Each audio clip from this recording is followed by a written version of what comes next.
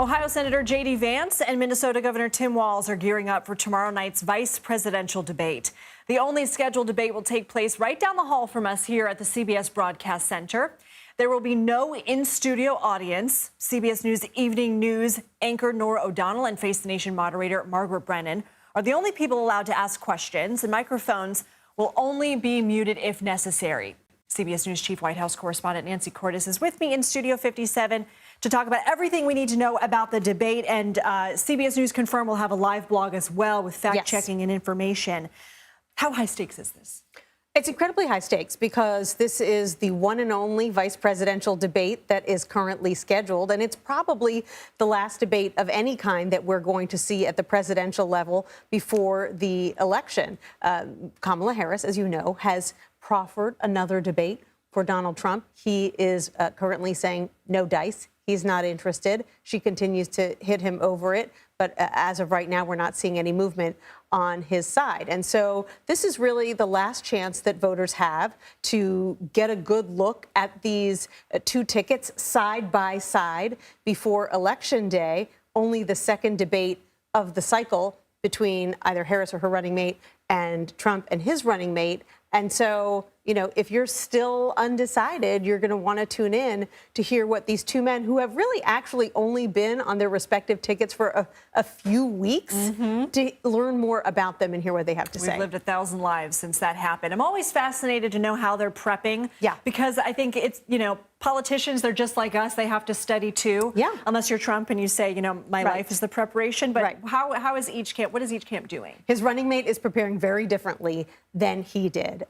We are told that JD Vance has been holding murder board sessions. That's where basically all your top advisors, which includes his wife, Usha, who is an attorney herself, they're peppering you with questions. They're throwing all kinds of questions at you to see how you handle them, because you never really know what you're going to get asked. There have been some mock debates as well with Congressman Tom Emmer, who is from Minnesota, so he is very familiar with Tim Walz, who is the governor of Minnesota, so he's been playing Walz just to give Vance a feeling for what that's going to be like.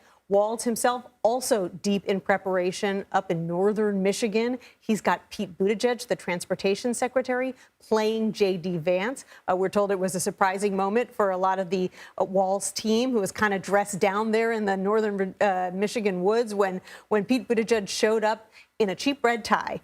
So he was definitely ready to play the part. I'm not saying that JD Vance's ties are cheap. I don't know how much they cost, but nevertheless, those are the details we've been given. Always the journalist. Facts matter. Nancy Cordes, thank you so much. So here are some of the rules. The debate will be 90 minutes and no one will be in the audience. Questions and topics will not be shared to candidates ahead of the debate. Each candidate will get 2 minutes to answer a question and the other will get 2 minutes to respond. Each candidate will also have 2 minutes for closing statements. CBS News senior White House and political correspondent Ed O'Keefe has the very latest on these debates. The vice presidential debate, not typically consequential to these elections, but this year could be different. So what is at stake, Ed? Well, you know, we're waiting to see exactly how these two interact with each other, given, as you said, that this is their first and likely only debate, and the one that is definitely, you know, the undercard in the ongoing exchanges between candidates. But what it can help do is potentially assuage the concerns of people who would like to support either Harris or Trump, to get some sense of who's backing them up here at the White House once that person is president. And in both cases, it's an opportunity to learn a little bit more about them, not only their backgrounds, but their records that they've completed so far and what they would potentially do going forward. And in both cases, how much of it becomes what are they about versus what their top-of-the-ticket candidate is all about. We've heard, for example, from the Walz team, they would like to remind us that when he was coaching football, he was the assistant coach, wasn't the head coach, and that's essentially the job he would hold as vice president, the deputy to the guy, or in this case, the woman in charge.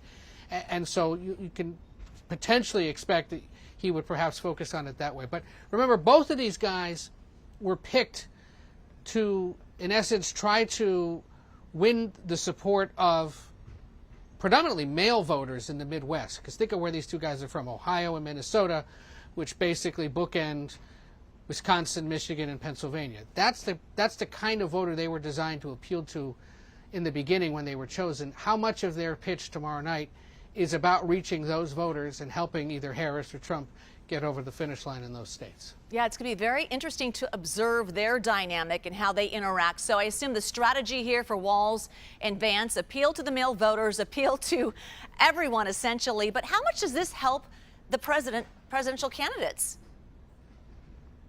Well, it can help. We can think back, for example, to 2012 when then Vice President Joe Biden debated then Congressman Paul Ryan in the Obama-Romney face-off. Obama had a rough first debate. Biden showed up, and it's generally agreed, defeated Ryan in that exchange and helped bolster Obama's case, restored some support that he'd perhaps seen slipping in the days after that first debate. In this case, the general consensus was that Harris did really well in that first debate between her and Trump, potentially the only debate. Could Vance potentially do something to put Walz back on his heels that raises questions about his ability to serve and Harris's ability to serve? Or does he deliver such a command performance against JD Vance that it only helps their ticket? So, good performance can certainly maintain status quo and help. A bad performance certainly could be a problem if there are doubts about either of the top of the ticket candidates and whether or not they're being backed up by the right guy. And certainly among Democrats there would be concern, because remember how hotly contested the fight was to be her running mate and the other options she had, plus the concerns that maybe this was all done in haste when President Biden ultimately dropped out over the summer. We have a new poll on how voters see the stakes of tomorrow night's matchup on CBS News. Speaking of CBS News, our Executive Director of Elections and Surveys, Anthony Salvanto, joins us now. Anthony, take it away. Hey there, Major. So, look, setting up the preview of this, you want to know, what are people looking for in this debate and in these candidates? So let me show you. First of all, they're very much looking to see if they can learn something about the candidates. But there's these two other big majorities here. 71% who say they're watching to root for their party's candidates. That tells you about how much partisanship is already wrapped up in this. And even this 61% who said they're watching to see if the other side makes a mistake. But I do want to point out this 24% that say they're looking to help decide their vote. They're not necessarily undecided voters, but they might be looking for confirmation of a choice they've already made. That, I think, is important because in a race that, for context, is so close, that means things like this debate could be really, if not decisive, really, really important, and that just kind of raises the stakes, Major. And Anthony, as you well know, one of the things that the country assesses, does a running mate add to the ticket or in some ways distract or diminish from it? Do we have any data on that? I am glad you asked, because we asked exactly that. And so here's what we got. Well, look, we've seen a lot of enthusiasm among Democrats for Tim Walz. And in fact, 3/4 of Democrats say they think he makes the ticket better. Now, you get a majority of Republicans who think that Vance makes their ticket better. It isn't the same level as among Democrats for Walz, yes. But look, within the Republican Party, something else that's notable, and that is there's more enthusiasm for Vance among Republicans who call themselves members of the MAGA movement. I think that's important because, look, if part of the VP's role is to kind of motivate turnout, to get that base fired up, as is traditionally often the case, then that MAGA base is certainly important to the Trump campaign. So that's a little bit of the comparison and context for you heading in, Major.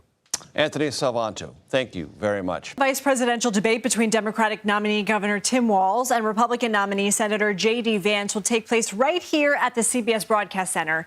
It's been about 50 years since this debate tradition began in 1976. The moderator of the first vice presidential debate, journalist James Hogue, put it this way. Their views are important not only because they seek the second highest office in the land, but because as potential vice presidents, they must be judged on their capacities to serve as President of the United States. For example, of the last 5 vice presidents, 3 have become president due to death or resignation by a chief executive. Since then, 15 candidates have made their case on the VP debate stage. They often have to balance sharing the positive aspects of their campaigns while also occasionally playing the role of so-called political attack dog by forcefully defending their presidential candidates. And over the years, the vice presidential debates have given us some memorable moments. With all due respect, that's a bunch of malarkey. And why is that so? Because not a single thing he said is accurate. Senator, I served with Jack Kennedy. I knew Jack Kennedy. Jack Kennedy was a friend of mine. Senator, you're no Jack Kennedy. $3 out of every 4 that we've sent down there has been for economic aid, to support the people's chance to eat and live and be happy and enjoy life. And 1/4 only was military. You wouldn't get that from listening to Mr. Mondale. The debates are also simply a way for the candidates to introduce themselves to the American public.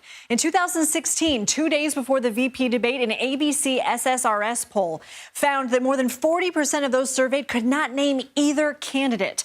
That's why when those introductions don't quite go as planned, it can certainly leave a mark. Nice to meet you. Hey, can I call you Joe? Okay, good. Thanks. Admiral Stockdale, your opening statement, please, sir. Who am I? Why am I here?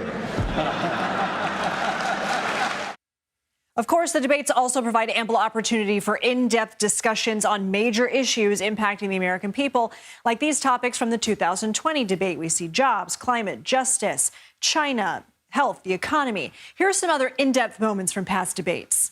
We've just got to have American strength on the world stage. And when Donald Trump becomes president of the United States, the Russians and other countries in the world will know they're dealing with a strong American president. The experience that George Bush and Dan Quayle have been talking about includes the worst economic performance since the Great Depression. Unemployment is up, personal income is down, bankruptcies are up, housing starts are down. How long can we continue with trickle-down economics when the record of failure is so abundantly clear? Joining me here at the table, Laura Davison and Graham Slattery. Laura is politics editor for Bloomberg. Graham's a national politics reporter for Reuters. Laura, starting with you, what are you expecting tomorrow night? So the first rule for both candidates is to do no harm. Exactly. That is really the goal for both of them to come out of this unscathed. For Walz, this is really his opportunity to introduce himself to the public. He was Minnesota governor. He did a lot there on the economic front, some things that Democrats have tried to do on the national scale but haven't succeeded, things like paid family leave and expansion of a child tax credit, things that are very popular with a broad swath of the voters. So expect that to come up. For Vance, he will really be playing to an audience of one. Trump, he was selected to be on this ticket because he is really good on TV. He does know how to debate, so he's going to need to live up to that. Graham, our CBS News polling shows those Republicans who identify themselves as MAGA Republicans like JD Vance on the ticket more than non-MAGA Republicans. Is he speaking in addition to the audience of one, which everyone in the Trump world does, speaking to the base, or is he trying to find some way to accomplish what has yet eluded him, which is to pick up swing voters and nominally attached Republicans? No, I don't think he's really going after swing voters, to be honest, at all. He's been an attack dog this entire campaign. Fire up the base, fire up the base, fire up the base. Not only that, but look, he does have some likability issues, but that's partially a function of the fact that his role in the campaign is to be an attack dog. And that's going to be what his role is going to be tomorrow night. You know, he's trying to poke holes in the narrative that Walz has been able to create for himself, which is that of a fundamentally nice, down-to-earth, upper Midwesterner that voters have found compelling so far. So he's trying to poke holes in that persona. I want to play for you something that the former president said over this weekend that got some attention, but I don't think got nearly as much attention as it deserved. Let's play it. Joe Biden became mentally impaired. Kamala was born that way. Okay, the audience loves that. That is political jousting, but it is also a comprehensive insult to anyone in America with a disability of any kind. I don't understand the politics of that. I don't understand the rationality of it. I don't understand the humanity of it. And yet, here it is, part of the national conversation. Laura? This is really a ramp up of the attacks on Harris's intelligence that we've seen. He's questioned her gender identity. He's questioned her racial identity. He's questioned, made lots of comments that are sexist, as well as questioned her intelligence. And this is why you see, over the weekend, after these comments came out, Trump's own allies, Lindsey Graham, Tom Emmer, all said, look, this is not the kind of thing that we should be doing. However, Trump a rare hot stove moment for Trumpist Republicans. Ouch, that's even a little too much for us, Graham. Well, I mean, if you talk to his allies privately as well as publicly, if they lose in November, it'll be because of comments like this. You know, this is the weak point for his campaign. You know, at the same time, we're a few weeks out from the election, and there's a lot of people in Trump world who have sort of resigned themselves to this and said, you know, we tried to change Trump many times over the past 9 years. This is what we got, and we have to hope for the best. Tomorrow night, do you expect reproductive rights to be a substantial part of the conversation, Laura, or a less substantial part of the conversation? It has to be at least some part of the conversation. Sure, it has Both to be of some, them right. have had sort of their own brushes with sort of reproductive rights controversies. One, on Vance's side, he's gotten a little bit ahead of his boss on various occasions, saying, right. calling for a national abortion ban. This is an issue where the Republican ticket has the least trust among voters, really compared to any other issue. So again, this is, he needs to stay vague and, this do no harm. Trump has been all across the board and really just not wanting to talk about this issue. It's also possible that Walz could be asked about IVF. He ran into a little bit of controversy on saying that he and his wife used IVF to conceive a child. It wasn't exactly IVF, it was another fertility treatment, but that's, sort of been a little bit of a stain on his record. And for this issue, Graham, in the swing states, but the nation broadly, it's our first presidential campaign since Roe versus Wade was overturned. That seems to me to be the biggest X factor we're all trying to assess. We can't assess it until the votes start being tabulated, but it seems like a very big X factor out there. Yeah, it's a big X factor, and it's a big liability if you're Vance or the Trump campaign in general. I think if you're Vance, what you try and do is simply not talk about it that much, perhaps address it briefly, and then move on to a topic with which you have more voter trust. Like immigration. Precisely. Let's pick that up. What are your expectations for that tomorrow night? Well, I think that this is going to be a topic that Vance really leans into, and perhaps in at times inflammatory ways, simply because this is an issue that voters trust the Trump-Vance ticket on. So if they can just create a national conversation about this topic and create sound bites about immigration rather than abortion, that's probably a net positive for them. So I expect them to really lean into this, including in inflammatory ways, perhaps bringing up Springfield or Charleroi, Pennsylvania. Right. Laura, to what effect do you think this will have on the political future of JD Vance? Graham just said if they lose, it's always possible to lose. They don't think they're going to lose. But if they do lose, how much is this debate going to be a part of what JD Vance carries into the post-Trump conversation? This is going to be pretty big. This is probably one of the biggest audiences JD Vance is ever going to have. At least to this point in his career, this is only one of two presidential debates that's happening this cycle. So there will be a lot of people paying attention to this, particularly before they go in the voting booths. When Trump picked him back in July, he was effectively picking his heir apparent. If Trump loses, Vance's political future is really uncertain. He's only 40 years old. He clearly wants to have a future in politics. But if he's part of this losing ticket, and especially if the Republican Party shifts after this, he may not find a place for himself in national politics. Laura Davis and Graham Slattery, thank you very much for your time and expertise. Join us here on CBS News 24/7 early, and by early I mean tomorrow at 4 p.m. Eastern for our special Vice Presidential Debate edition of America Decides, live from New York City. CBS News will, of course, moderate the only VP debate and bring you coverage all evening long.